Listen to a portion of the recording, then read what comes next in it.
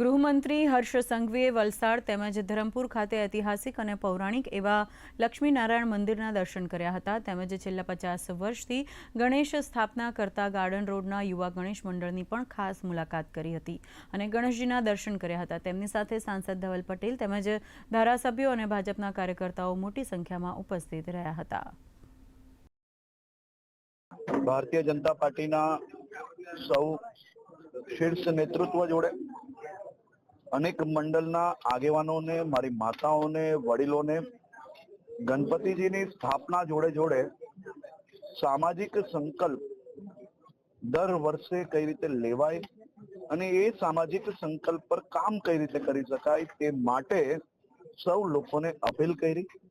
સૌ માતાઓએ ડ્રગ્સના દૂષણ સામે લડવા માટે આશીર્વાદ આપ્યા અને સાથે સાથે સૌ માતાઓએ અને વડીલોએ સંકલ્પ લીધો છે કે પોતપોતાના ફળિયામાં, પોતપોતાના વિસ્તારમાં આ દૂષણની સામે લડવા માટે હંમેશા સહયોગી રહેશે।